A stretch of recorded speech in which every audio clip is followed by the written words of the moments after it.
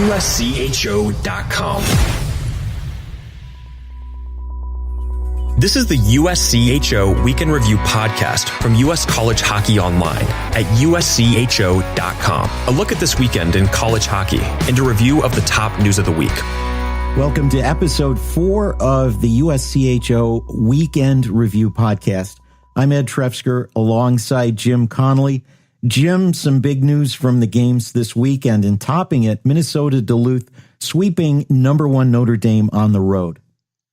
Yeah, you know, it's one of those things I think I've called it on these podcasts before, kind of that curse of being number 1, and it strikes again as Notre Dame, not that long lived for that top spot. And obviously Minnesota Duluth, the team that began the year in the number 1 spot, stumbled out of the gate, but they've played some pretty darn good hockey over the last few weeks.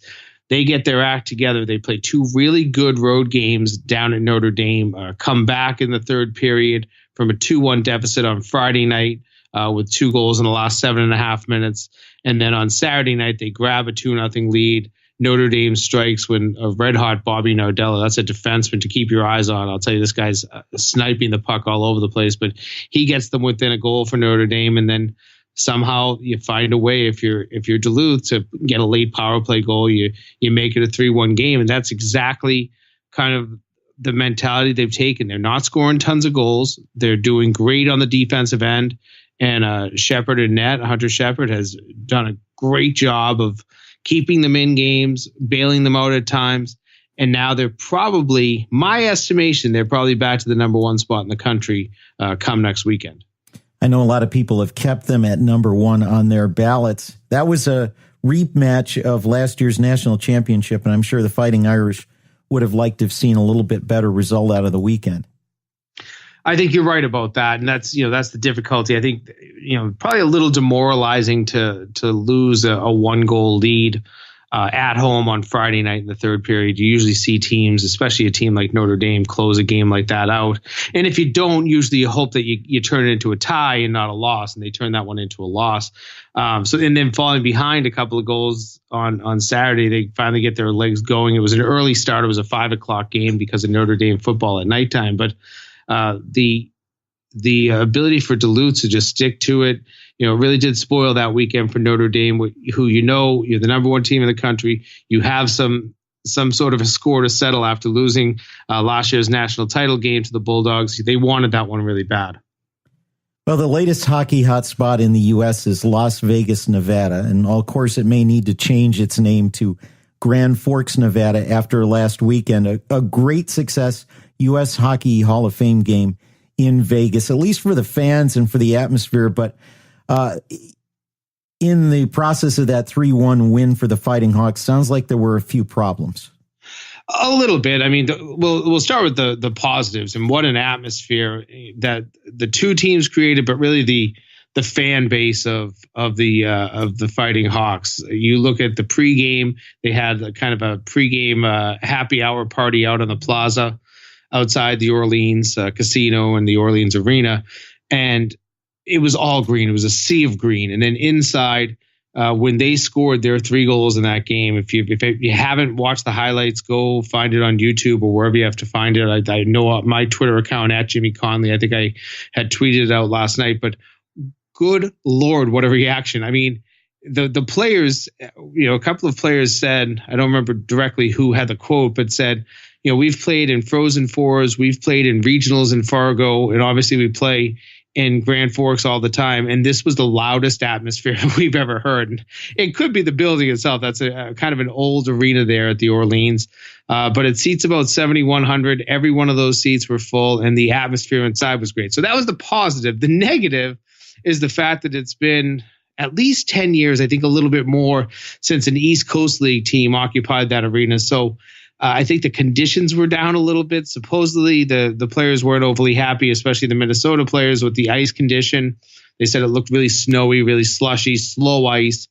And then the boards and glass, which obviously probably have aged a little bit.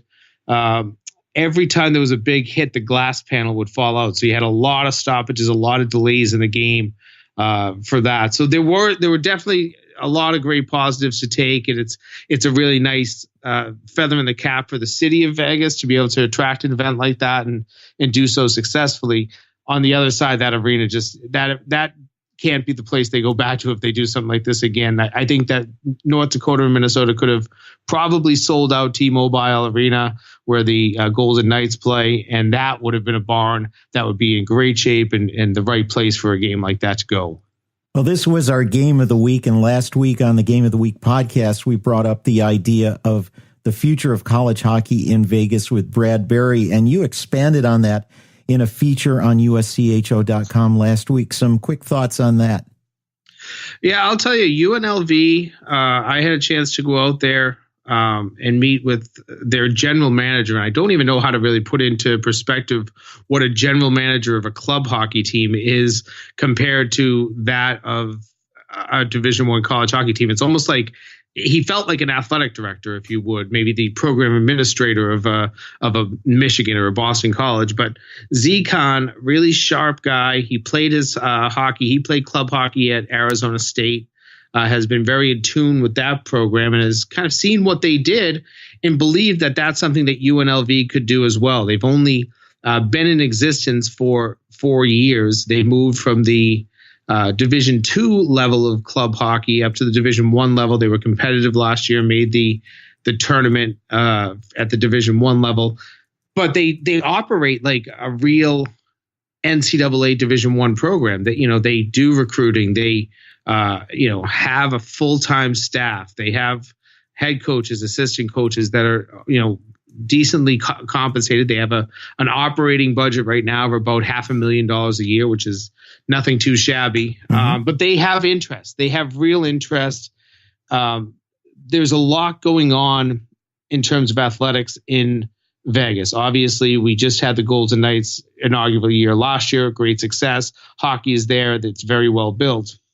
But you also have the NFL coming in next year with maybe not next year, it could be 2 years, but the Raiders, and a stadium is being built in conjunction with UNLV to house both the UNLV football team and the Las Vegas Raiders when they get there. So because of that, there's a great belief that UNLV will be moving out of their current conference, which I believe is the Mountain West.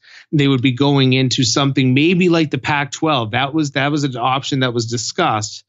If that's the case, now you've got two Pac-12 potential hockey programs in Arizona State and UNLV. That might help spur the Pac-12 hockey movement. We've heard a lot about that in recent years. So I don't think this is a short-term project. This is something that we're still looking probably 5 to 8 years down the road. But if I were to be a betting man, and might as well be if you're in Las Vegas, I would bet that UNLV will have a varsity team within the next 5 to 8 years. Well, that would be good news. In fact, as long as you're mentioning Arizona State, they had a weekend sweep at home over Omaha. Greg Powers' squad is now 6-2-0 on the season. And listen, we talked about this in recent years on our USCHO live podcasts. And when I watched Arizona State in year one, I was working at Lowell and they came up to play 2 games at Lowell. And Lowell beat them pretty handily one night, and it was a closer game the second night. But I looked at that and said, well, this is mostly players that literally were just recruited to play, or a bunch of converted club players. And Greg Powers got these guys playing systems. He got them being aggressive. They were not a team that sat back at all. This was not a team you were going to watch some sort of neutral zone trap and be bored watching their brand of hockey. They were a pretty exciting team to watch, and now they're playing well, 6-2-0 at this point in the season, and you're scraping together a schedule of non-league opponents being an independent. I think it's something for them to hang their hat on right now. If they can keep a little bit of a run going here, you get to 10, 11 wins before Christmas time, and suddenly people are going to start having a lot of buzz around this Arizona State program. We talked about it a couple of weeks ago when we were mentioning Ohio State going there. Tough building to play in if you're playing in Oceanside, their home arena. So I love what is happening there. And obviously this week, a 2-game sweep of an Omaha team that plays in a very tough conference, the NCHC. That's a really good start that Greg Powers has his team. A good road heading toward the middle part of this season. I'm interested to see how this goes for them. And Arizona State will be very helpful because of the schedule they've put together for teams who play them when we get into really looking at pairwise rankings. This is the USCHO Week in Review podcast from US College Hockey Online. Let's move on to a sweep of a couple of ranked teams by unranked opponents. Union and Cornell both swept. Now, Union, it was home and home against their arch rival and ECAC hockey travel partner, Rensselaer. And Cornell swept at home by Michigan State. Let's start with Union RPI. I'll tell you, I probably didn't see that one coming because I had seen Union the week before out at Northeastern play some really good hockey and thought that they were heading in the right direction, unbeaten in 5 games. And RPI really hadn't had much in terms of success this season. But there's some emotion that gets into that series, and I know that it was even more so when Seth Appert was still coaching at RPI, and I'm not sure how much David Smith has kind of kept that emotional rivalry going. But you can tell that these players get into that series, and maybe Union was a little flat, didn't have the expectation of having that tough of an opponent, and RPI, whatever it was, they had the fire lit under them. They put together 2 good games. They could jump out to big leads, especially on Saturday night. I believe they had a 4-0 lead at one point. So good for them. You love to see these upsets. That's why you play these games, but I don't think anybody would have picked that going into last weekend. Well, Union moved up quite a bit in last week's poll. I'm sure this will temper that. Cornell was ranked highly without having played a game, and I'm sure that will impact the Big Red as well. Penn State and Quinnipiac. These are 2 teams that are scoring a lot of goals, yet are being pretty stingy. They're both 5-0. Yeah, and 5-0 is the part that probably stands out. But I believe Penn State in those 5 games has allowed 9 goals. Quinnipiac in those 5 games has only allowed 7. They're playing great defense. They're getting good goaltending. We know that both of these teams and their coaches' mentality, Guy Godowski and Rand Pecknold, they're both offensive-minded coaches, but they've always seemingly had some decent goaltending. Every now and again, you get some really good defense. I think of the Quinnipiac teams that went to the national title games there, over the last 6-7 years, they were good defensive teams. But this is obviously at this point 2 teams that we have to keep our eyes on. I think that people had a high expectation for Penn State, or at least a moderately high. Quinnipiac, not so much. I think they were picked to finish in the middle to the bottom tier of the ECAC. So they're shocking a lot of people, and now we just have to kind of keep an eye how good are these teams when you have to jump into your league play, especially ECAC. We see it so often, those 2-game series where you play 2 different opponents on 2 different nights. They always seem very difficult to sweep in my mind. On the other hand, Alabama-Huntsville, a program that has been moving in the right direction, has now dropped to 0-8. They lost a 3rd-period lead on Saturday. And it was, unfortunately, their first lead of the season. They had not led in their first 7 games at any point. They got a goal in the 2nd period against Lake Superior and had that 1-0 lead going into the 3rd. They allowed 2 goals. And, sometimes we talk about winning breeding winning. Sometimes losing breeds losing. And you kind of have that mindset. Anytime something goes wrong, it goes very wrong. And I think that's where things are probably right now with Alabama-Huntsville. They're a good team. I mean, I think that they have some belief that they can be more competitive in the WCHA, but they've got to get going in the right direction at this point. Sometimes you just need a couple of wins to get the psyche going. I think right now there's probably some psychological barriers they have to jump over as well. Want to take our hats off to Army West Point. Brian Riley's Knights have gotten 7 road points over the last 2 weekends. They got a win and a tie last week at Robert Morris and then swept Mercyhurst this weekend.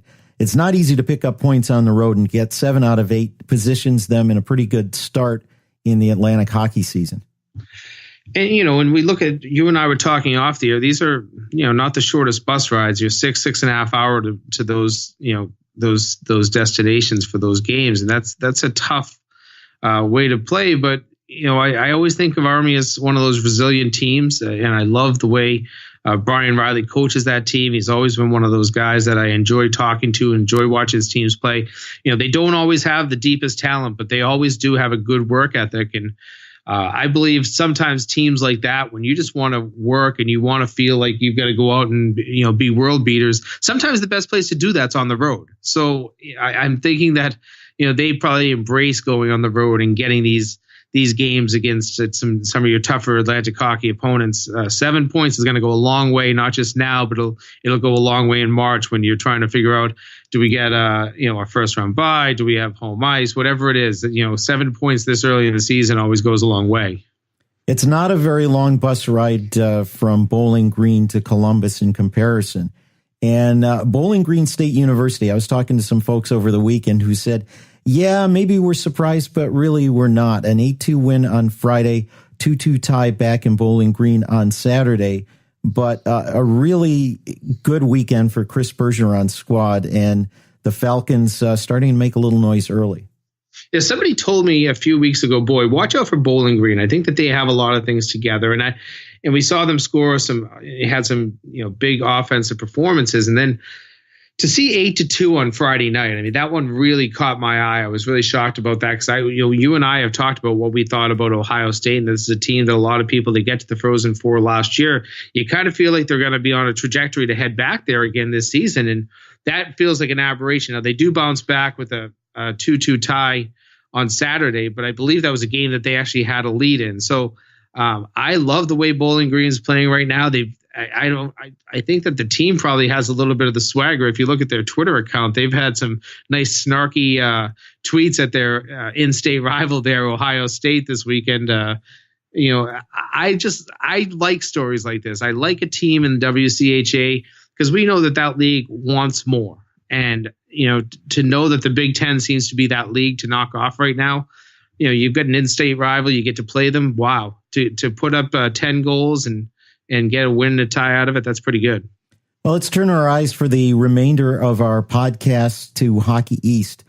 Up in New Hampshire, Michael Souza picking up his first win as a head coach, a 3-2 come from behind victory over Vermont as they opened at home. Yeah, and the way to do it, they fall behind 2-0 in that game, find a way to kind of claw back, get a third period goal to tie it, then you go into overtime and you win it in overtime, and you get that crowd, a little over 4,000. That's a place everybody in Hockey East at least remembers the number 6501 because that was the sellout attendance at UNH every single night. To put it, 4,400 in there last night, seeing a new coach behind the bench, one of their own, a native son, and get his first win in dramatic fashion. That should at least bring the fans back for a little while. But for Michael Souza, he's a real class act. Congratulations to him on his first win as a head coach. Well, we're talking Hockey East, some uncharacteristically poor performances from traditional powerhouses, Boston College and Boston University. And I think the members of the league can point fingers in their direction when they look at a 17-22-2 out-of-conference record so far, 439. Hockey East is going to have to turn that around in the remaining non-conference games, which are mostly going to be around the holidays. That's going to hurt the league tremendously when it comes time for the NCAAs. Yeah, and you look at BU and BC, and right now I believe they're a combined 0-6. And I was over at Chestnut Hill for the BC St. Cloud game on Thursday night, and wow, I was, St. Cloud at that point looked very good. And they had the legs going, and BC had some early chances they didn't convert on. There was a 2-0, there was a 2-1. Neither one did they convert. And then once St. Cloud just started scoring, BC kind of threw in the towel. It felt, they went down 2-0 in the first, and then 3 quick goals in the second, a couple more in the third.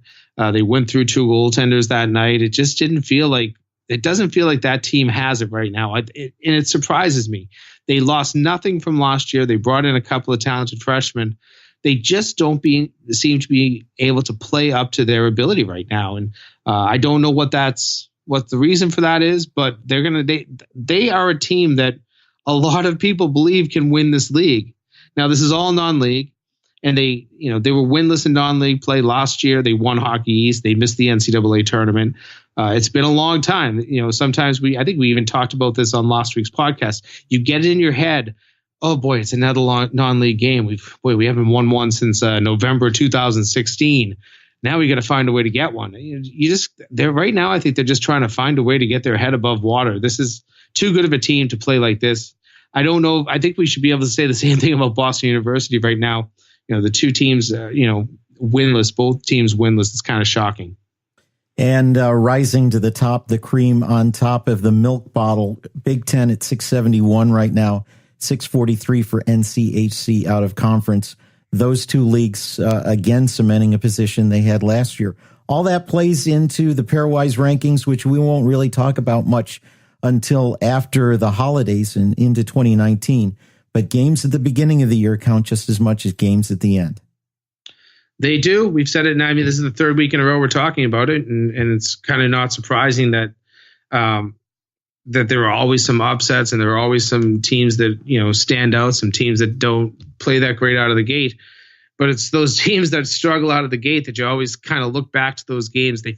Sometimes you forget to look back at what happened in October, but October is an important month, and right now you've got to find a way to win games if you want to make the tournament. These non-conference games are everything.